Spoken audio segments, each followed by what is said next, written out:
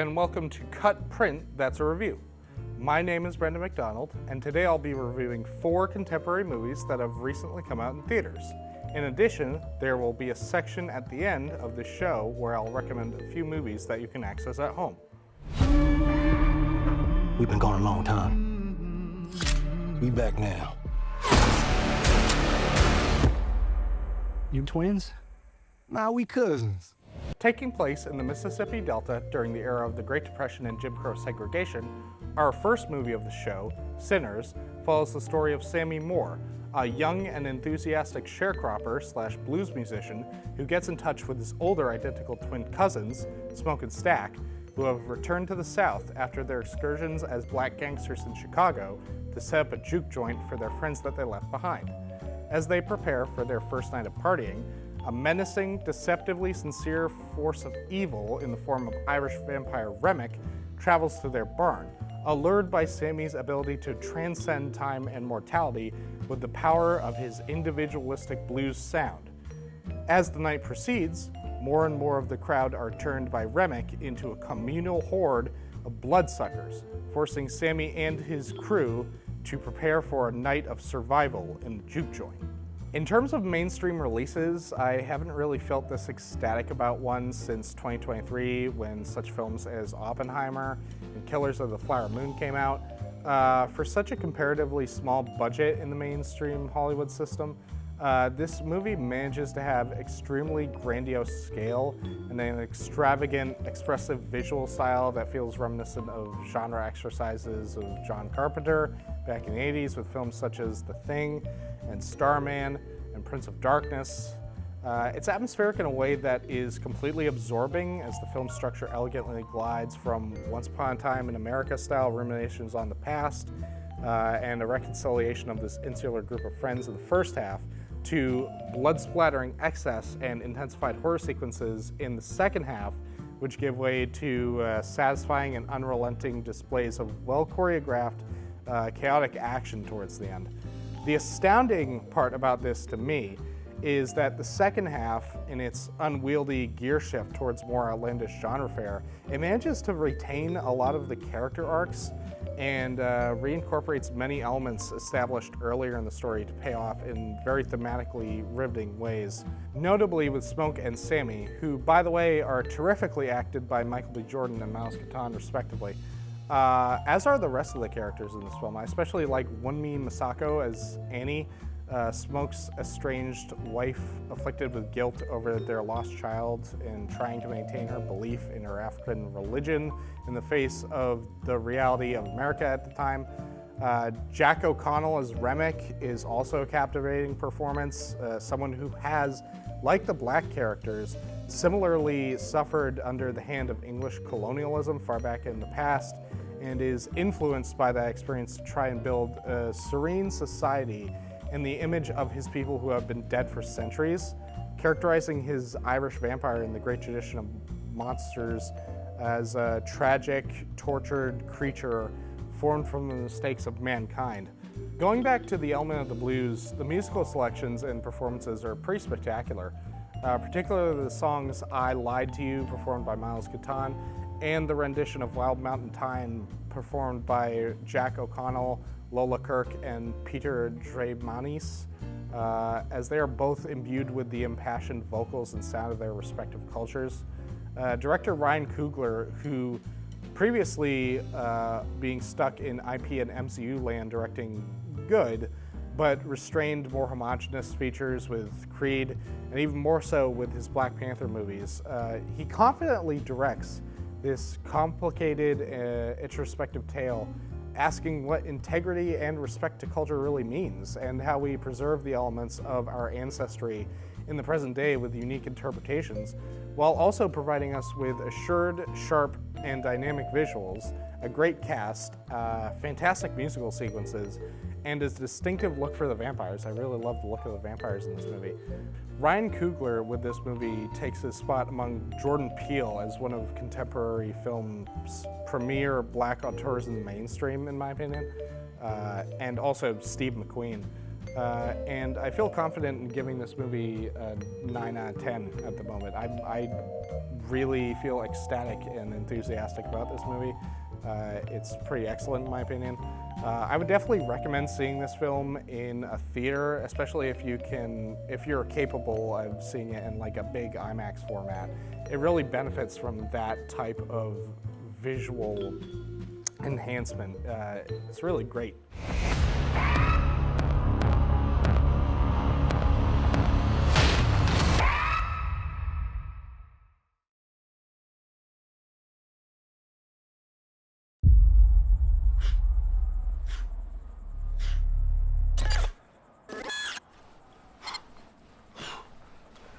Alex Garland. Alex Garland has increasingly become a director who invites contention and frustration as his works have become more and more directly about the current day and the issues regarding it, most notably with last year's stumble in the form of his high-concept speculative sci-fi film Civil War. That film, about the disillusionment of wartime journalists through the process of prioritizing photography over self-preservation and empathy. It felt very clunky and awkward and provocative without saying much, despite the incessantly written dialogue emphasizing the big quote-unquote themes of the movie for the audience. Now we have Warfare, which he co-directed with Iraq war veteran Ray Mendoza. The plot of this film is very stripped down and methodical, reflecting Alex Garland's attitude towards the American invasion of Iraq during the mid-2000s, as we follow a platoon of Navy SEALs occupying a local house in the dead of night during the 2006 Battle of Ramadi.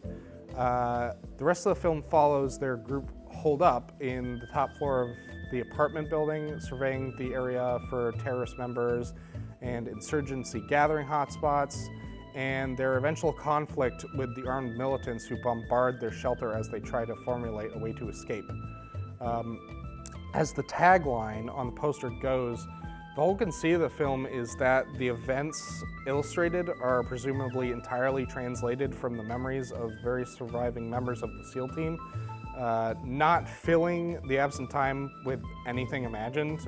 It's all the essentials here. This may remind some people of the concept for the animated narrative documentary Waltz with Bashir from 2008 about the 1982 Lebanon War and one soldier's attempt to recollect their involvement in it. However, this movie being more of an observational piece, it's more straightforward than Waltz in that regard. It's just a very apathetic, patient, and systematic perspective of this ground conflict with the SEAL soldiers, mainly enlivened by the exceptional sound design and the commitment of the performances from the varied cast members. They all do a pretty good job. If you are to watch this movie, the theatrical environment is preferable, as the ambiance is really accentuated in a quiet environment and the whole setting feels naturalistic and real.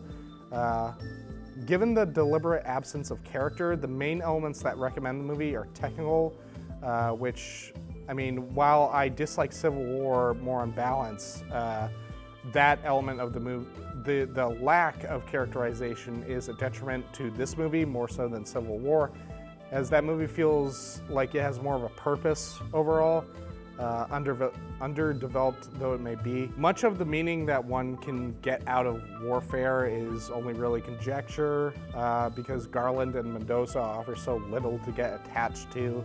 It feels more like Diet American Sniper, where it's devoid of the harrowing context that makes that film particularly striking, outside of the bloody violence, where the most of the Warfare has, what I think, is a confused metaphor for the US involvement in Iraq, when we get the occasional perspective of the Iraqi homeowners who are essentially captives of this conflict that they have imposed onto them by the SEAL team.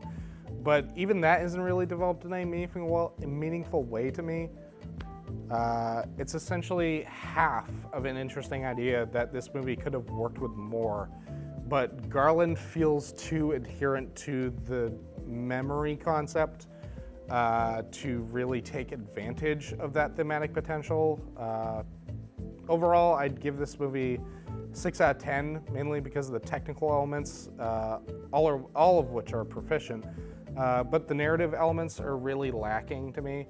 It's an okay recommendation in a theater, it's fine, but I wouldn't say it's particularly exceptional in any regard other than technical aspects.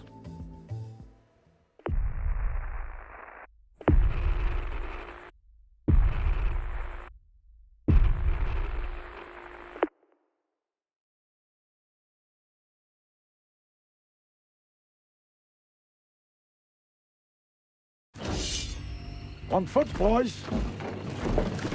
Dad, are we going to see one? Stay close by my side. I was born on a small island in the Black Sea. People say it's a dangerous place. There are bears and wolves and something else. Something people fear is much worse.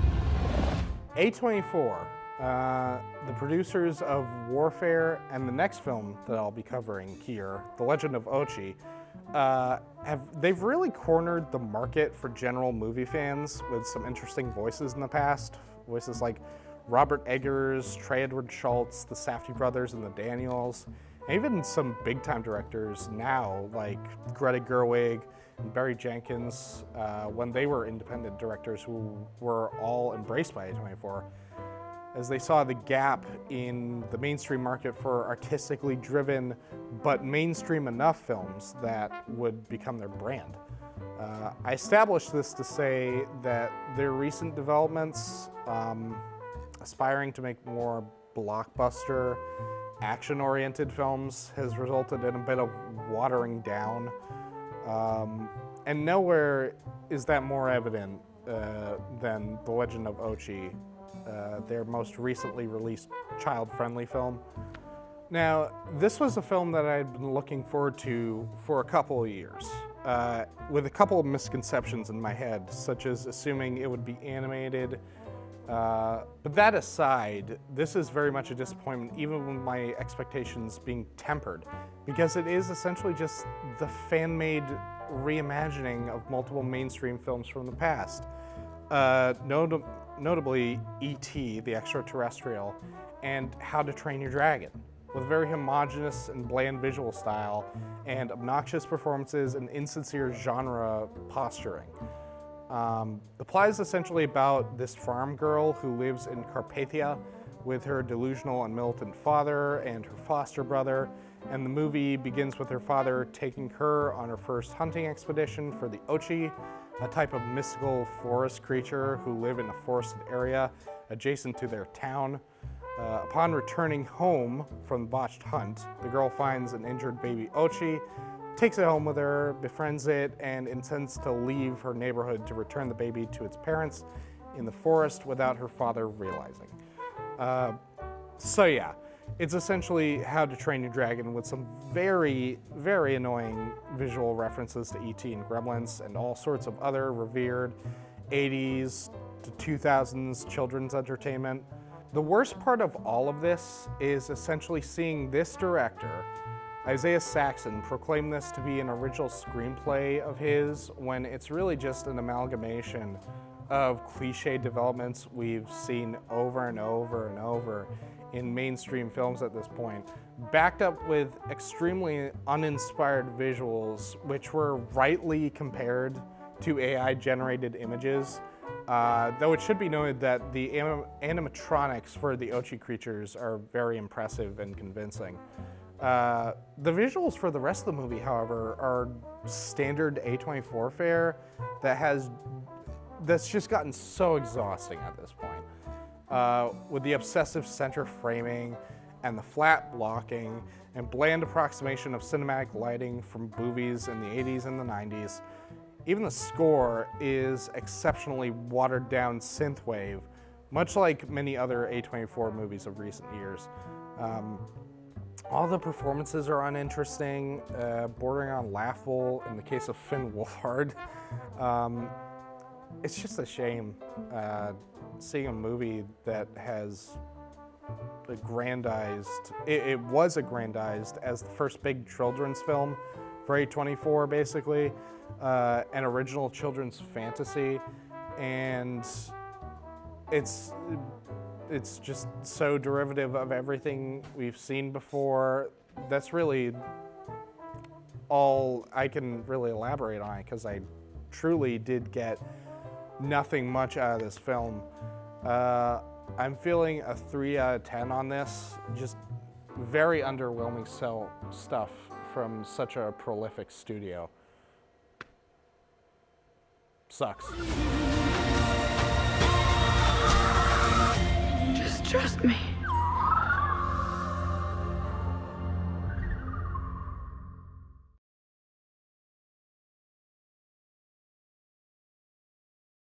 This is an incredible tale. Artists set up an apartment inside Providence Place Mall, going undetected for years. We all hated the mall when it went up, right? Nobody wanted that to happen. Shortly after, a developer comes in and says, I'm gonna knock down your home. I just had this idea. Oh, we should live in the mall. In 2007, a rather absurdist story broke into the news about how a group of 8 Rhode Islanders established a mini apartment inside of a recently constructed shopping mall in Providence, Rhode Island, and had been living there for 4 years. This story is subject of the new documentary Secret Mall Apartment, directed by Jeremy Workman, about each of these 8 original members and how the circumstances surrounding the founding of the mall inspired them to take on this mall apartment project, as well as other artistic endeavors. We mainly follow the career of the artist Michael Townsend, who was the originator of this project, as he discusses how the gentrification of the Providence area influenced him to make more of a socially positive and attention-grabbing impact with his other works, using tape murals for 9/11 memorials and imaginative illustrations in a children's hospital, as well as striking humanoid mannequin exhibits placed in a dilapidated concrete tunnel that was later destroyed for private interests. This movie deals with some interesting topics that I wasn't necessarily expecting it to deal with, such as how art deals with real-life issues as reactionary tools, and how private corporations and the local powers encroach upon people's livelihoods and how they combat this. The movie includes mostly archival footage and talking heads narrating over the various elements from the past, with the occasionally entertaining recreation of events where they recreated the original apartment and had the members acting out the original events which took place there. It's a very simple and unassuming documentary that has far more to ask the audience than one would be initially expecting. And it ultimately leaves you satisfied with these interesting personalities, contemplative ideas, and solid presentation for the narrative.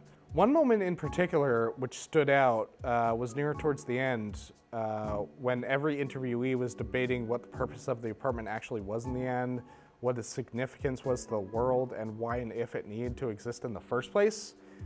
Some say it was a novelty stunt that has no significance and was a mere time waster that didn't benefit anyone other than the people involved, while others call it an indictment of the corporate system, forcibly evicting people from their homes and having to relocate to the manufactured apartments that have destroyed communities. A very provocative question for a movie about young people living above a food court, a mall food court. And the interesting thing about it is that you could see either perspective, either side of the issue having justification and substantiating their point in a way. I'd give this a 7 out of 10 and say that you should see it in a theater if you can. It's really good and very interesting. It's not just a kitsch nostalgia joint. It actually has a point to make and interesting people to showcase and promote. So yeah, it's good.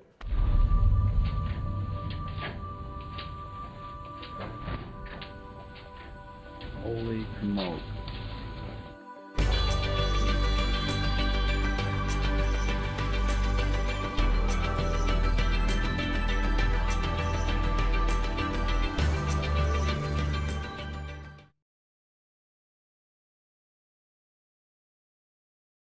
Now it's time for my video pick of the week. I have 3 California classics in store for you this week. The first is the classic noir Sunset Boulevard, about a disgruntled screenwriter who gets involved with an obsessive, insecure silent actress, Pastor Prime, who plans to collaborate with him to stage her comeback to stardom. This film was directed by the great screen satirist Billy Wilder, and it's quite a funny and sort of touching and emotional movie at points. Still wonderful, isn't it? And no dialogue. We didn't need dialogue. We had faces. There just aren't any faces like that anymore. Maybe one, Garbo. Those idiot producers. Those imbeciles. Haven't they got any eyes? Have they forgotten what a star looks like? I'll show them. I'll be up there again, so help me. My next film recommendation is Killer of Sheep, directed by Black auteur Charles Burnett, which follows in his tradition of examining how societal and familial hierarchies influence our behavior and sense of identity, particularly through the perspective of the working class. The film follows the aimless and decrepit life of a black man named Stan who works at a slaughterhouse to try to provide for his family in a straight business. The movie is very frank and observant and emotionally resonant depiction of how our environment shapes us in ways we can and mostly cannot control. This bitter earth, well, what the fruit it bears. What good is love?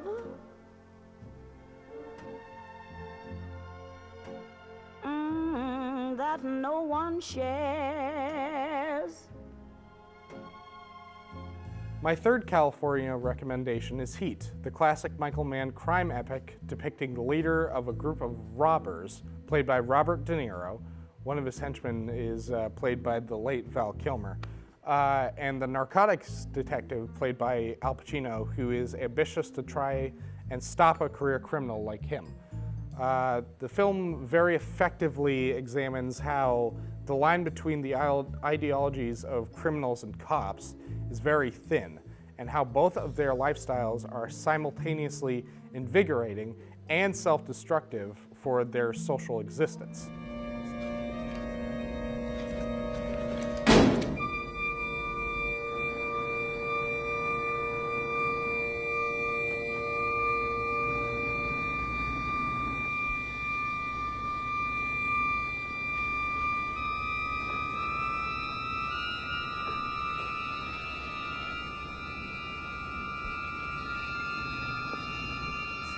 Sunset Boulevard is currently available for streaming on Apple TV+.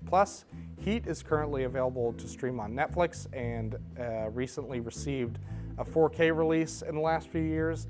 And Killer of Sheep will be receiving a new physical release courtesy of the Criterion Collection and is available to purchase on Amazon Prime. Now let's take a look at the movies I reviewed in this episode.